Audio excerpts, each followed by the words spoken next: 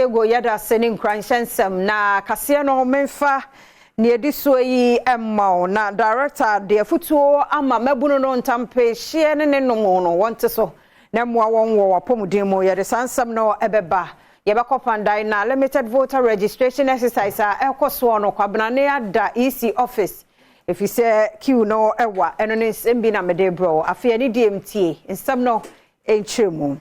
Director for Tobacco and Substance Standards, Abuse Directorate, Food and Drugs Authority, Dr. Olivia Jokumwa Boateng, and a day and Samu Tujache Mundian Quintia, and was a Mabunu Adin Tampe, a show and no cigarette and Nini Nuanomo. Any quansa one more and no one high and near a nipa 8 million. We are singing a woo, a war, sa, and Tampeshiane, a Hunkaya, Dum TV Cassie, it was we. About 1.8 million people are employed in the coconut sector. Coconut Jumedieno have 5 value chains. There were the production stage. We talked about the nurseries and the farmers. There were the processors. There were the exporters. And there were the vendors. 5.4% of the Ghanaian populace are engaged in coconut farming.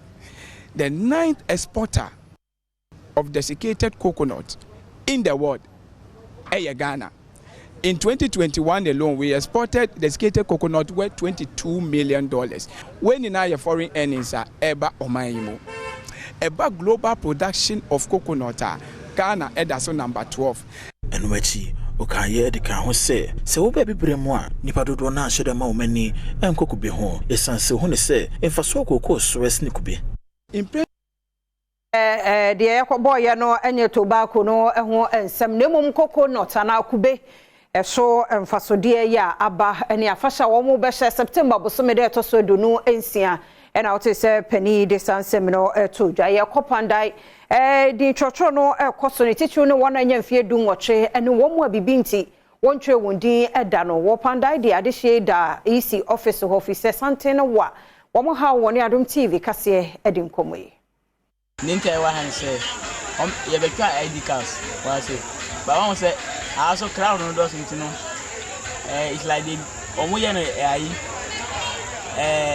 electoral area by electoral area wow entina ya ba say back out no so jale enye the end from bra e bra wa han kura o wonni ahwanne a ana say o party for ni ahwanne a I don't think we can even get a seat to or it's here to sit here enti ne koso anyina no just because of the ID cards Ninja no and then you say the video na ba so me da o me try ID card dey.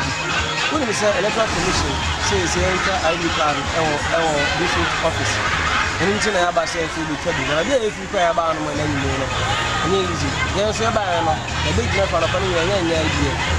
Ade so say no ko ensan ba bi. Na say better. We sort of EC in collaboration with the 2 political parties, you know. I won't come on my end.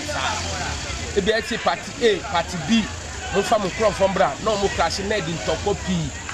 Even by this time, none comfort what I be do China and son of one card na year. This thing should have been done by electoral area by electoral area, but and Banasa. So the 2 parties, you know, you share MPP for Omudi problem Ediba. Or how pan Omudi man Colano.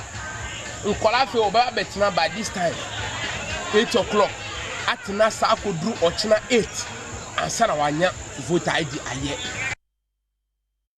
Aban lawyer Penny Abedi Achire ya Alfred Tuya Yeboa na wodi atodwa chire mu se asoye no eye won hyehye na won atworo de akọ sebeya owura nana apia mensa yenim no nam 1 CEO da Men's Gold adwumako no ano no na asem ni die no brebia ye befre na wo modi sansem no oni Adom kase atwaso.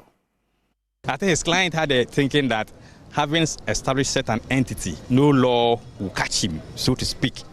But we've also delved deep into the law. We've come up with these charges. Let's wait and see whether these charges are not the right charges that we have to prefer against the accused persons. We are of the humble opinion that this is a matter that we must apply to the courts for an expedited hearing. So at the case management stage, we'll put up that application and request the court, subject to the court's convenience, to have this matter heard on daily basis. na brand ne okopie mu asem de bia no na apia mensa ema ne bill 500 million Ghana cedis na sanso so we na wa ne say onfa ne passport enkoto court registry ye ne nyina no eka bill no hyehye ye ho na so se mu nyina ho no chairman ema agreements good customers ebeka sa ya bo kire say enkrata bia wo so omode ba betumi aboa e wo sa simi mu no omode beba se de be ya impanyifo betumi di ye atu ye. Calling on all customers, in fact, to be bold enough to step out and come with their documents.